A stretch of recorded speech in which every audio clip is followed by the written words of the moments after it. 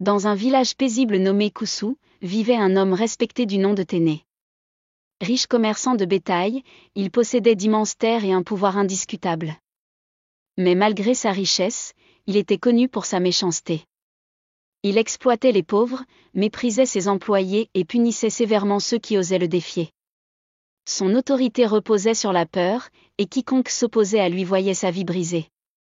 Parmi les habitants du village, il y avait un jeune orphelin nommé Kwame. Ses parents étaient morts dans un incendie, et Téné, voyant une opportunité, avait saisi leurs terres sous prétexte d'une dette impayée. Désormais sans abri, Kwame vivait de la charité des villageois, mais même là, il n'avait aucun répit. Téné interdisait qu'on lui offre refuge ou nourriture. Il le chassait violemment lorsqu'il le voyait mendier devant ses commerces. Un jour, un vieil étranger arriva au village.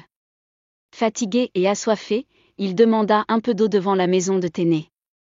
Mais ce dernier, fidèle à lui-même, refusa sèchement et ordonna qu'on chasse l'homme. Le vieillard, avant de partir, se tourna vers lui et murmura d'une voix grave. « Celui qui n'a pas de cœur verra son royaume s'effondrer. » Les villageois qui assistaient à la scène frissonnèrent. La nouvelle de cette malédiction se répandit rapidement, mais Téné se moqua de ses croyances et continua sa vie sans remords. Quelques mois plus tard, Kwame trouva un emploi comme berger chez un voisin de Téné. Il travaillait dur, nourrissant l'espoir de racheter un jour la terre de ses parents. Mais Téné, voyant le garçon se relever, ne supporta pas cette idée. Jaloux et cruel, il l'accusa faussement de vol. Grâce à son influence, il fit battre Kwame et ordonna son expulsion du village. Humilié et blessé, le jeune homme partit sans un mot, jurant intérieurement qu'il reviendrait un jour, plus fort. Les années passèrent. Kwame trouva refuge dans un autre village où il apprit le commerce. Déterminé à réussir, il travailla sans relâche, économisant chaque pièce. Avec le temps, il devint un marchand prospère et respecté. Pendant ce temps, le destin commença à se retourner contre Téné. Une terrible sécheresse frappa Koussou, décimant son bétail. Ces terres autrefois fertiles devinrent stériles. Les dettes s'accumulèrent. Comme un malheur n'arrive jamais seul, des voleurs attaquèrent ses entrepôts, emportant ses dernières richesses. Ceux qui l'avaient autrefois flatté commencèrent à l'abandonner. Un jour, Kwame revint à Koussou. Mais cette fois, il n'était plus un orphelin misérable.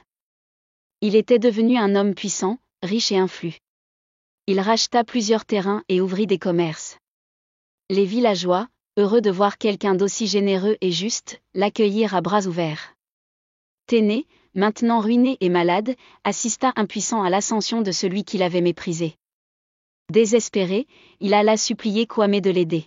« Tu m'avais chassé sans pitié, aujourd'hui, c'est toi qui as besoin d'aide, » répondit Kwame sans colère, mais avec fermeté. Les villageois, témoins de cette scène, murmurèrent que la malédiction du vieillard s'était accomplie. Abandonné de tous, Téné erra dans le village, rejeté par ceux qui l'avaient autrefois méprisé. Il mourut seul, sans personne pour pleurer sa disparition. Pendant ce temps, Kwame devint un leader aimé et respecté, prouvant que la bonté triomphe toujours sur la méchanceté.